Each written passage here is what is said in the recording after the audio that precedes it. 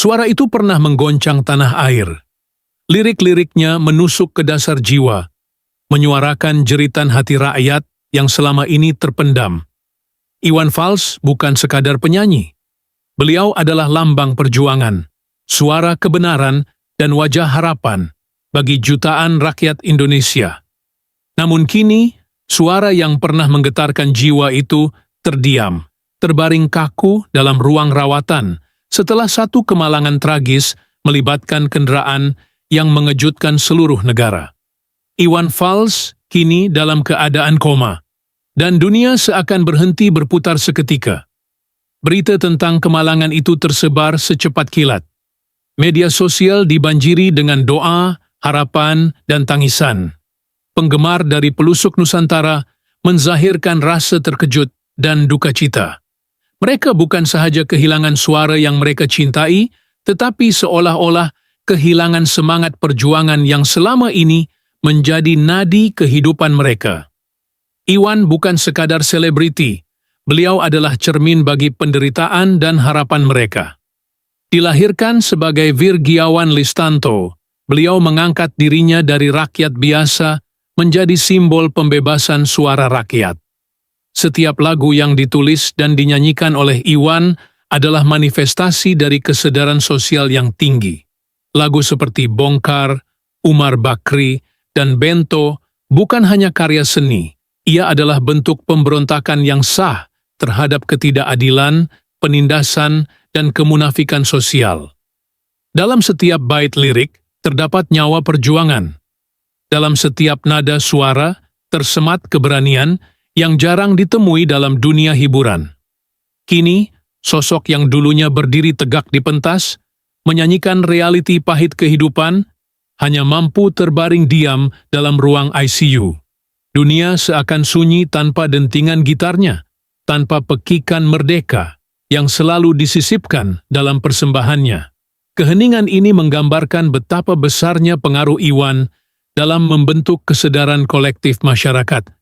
Betapa suara seorang insan boleh menjadi nyala api yang menggerakkan ribuan, bahkan jutaan manusia. Di luar hospital, puluhan, bahkan ratusan peminat berkumpul. Ada yang membawa gitar, ada yang menyanyikan lagu-lagu Iwan sambil meneteskan air mata. Setiap nota yang dinyanyikan seakan menjadi doa yang dikirimkan kepada Tuhan agar penyanyi kesayangan mereka kembali sedar, kembali menyuarakan harapan mereka yang selama ini bergantung kepada lirik-liriknya. Mereka tidak rela kehilangan ikon yang telah menjadi bahagian dari kehidupan mereka sejak berdekad-dekad lalu. Iwan Fals bukan hanya milik Indonesia. Beliau adalah milik semua yang pernah merasa tertindas, yang pernah menangis dalam diam, dan yang pernah berharap dalam gelap.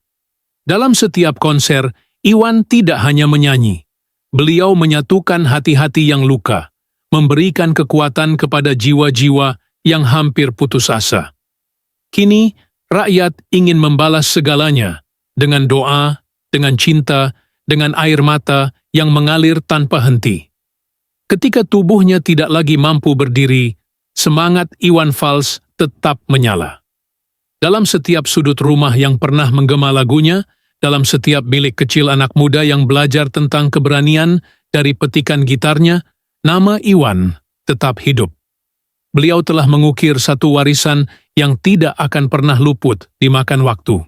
Beliau bukan sekadar penyanyi. Nama Iwan Fals atau Virgiawan Listanto telah lama terpahat sebagai legenda hidup yang tidak pernah tunduk kepada gelombang zaman.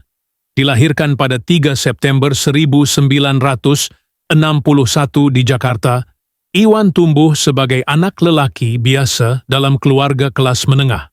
Namun tidak ada yang biasa tentang jalan hidup yang kemudian dipilihnya.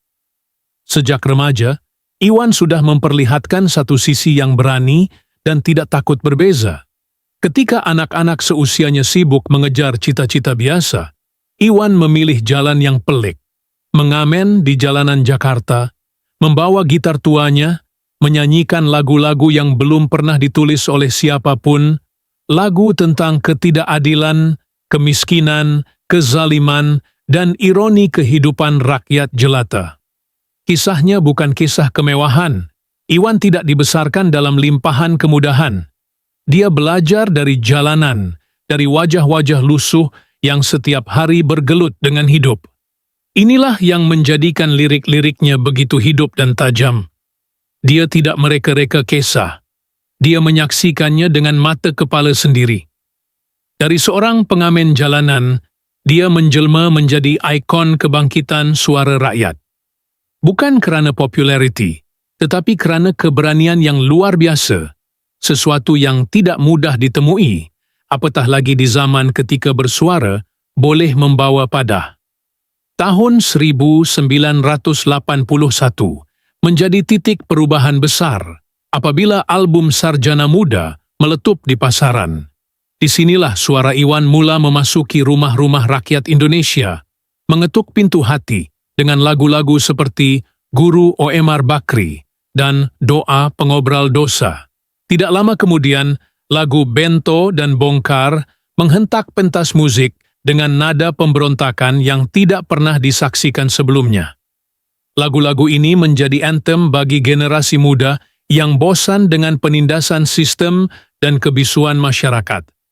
Ia bukan sekadar musik, ia adalah peluru yang menembusi tembok kebisuan. Apa yang menjadikan Iwan begitu luar biasa adalah keberaniannya melangkah ke wilayah yang tidak ramai berani jejaki. Mengkritik kekuasaan, menyindir ketidakadilan secara terbuka, dan mengajak pendengarnya untuk berpikir. Ketika ramai artis memilih untuk diam demi menjaga karier, Iwan menyalakan api perlawanan. Bukan tanpa risiko. Konser-konsernya pernah dibatalkan, lagunya dicekal, bahkan dia sendiri pernah ditahan. Namun, semua itu tidak pernah mengendurkan semangatnya. Dia tidak pernah menjual prinsipnya demi keselesaan. Di sebalik image keras dan lantang itu, Iwan juga adalah seorang suami dan bapa yang penuh kasih. Beliau menikah dengan Rosana pada tahun 1980-an, dan mereka dikurniakan anak-anak yang menjadi sumber kekuatannya.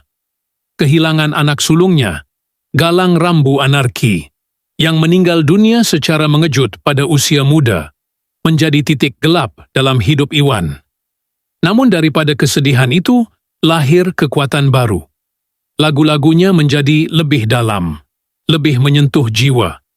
Dia belajar menerima luka sebagai sebahagian dari perjalanan hidup yang suci dan tidak terelakkan. Satu lagi sisi yang jarang diketahui ramai ialah perjalanan spiritual Iwan yang semakin dalam seiring usia.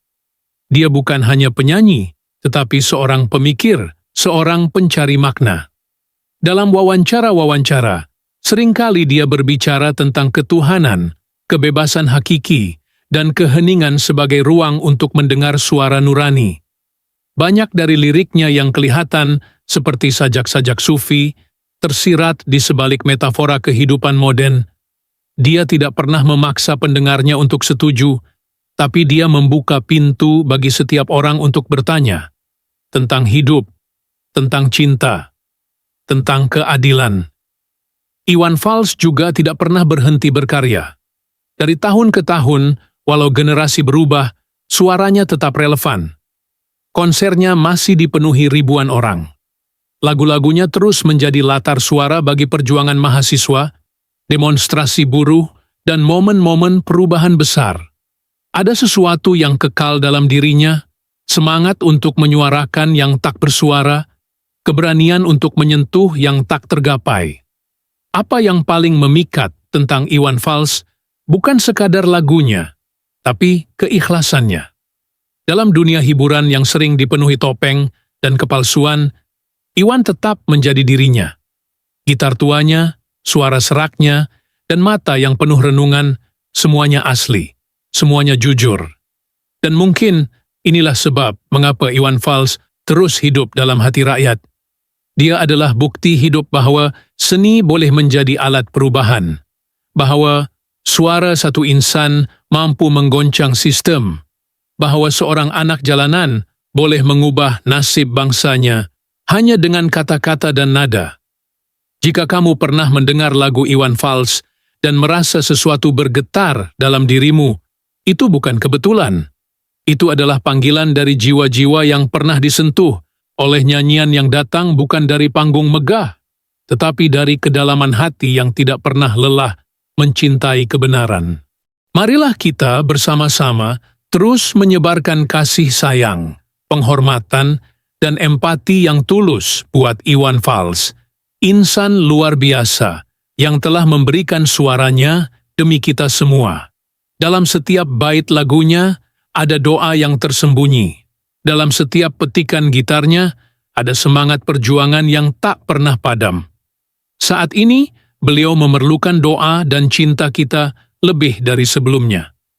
Mari kita jangan lupa jasa dan pengorbanannya. Mari kita hargai setiap detik yang pernah beliau korbankan demi suara rakyat.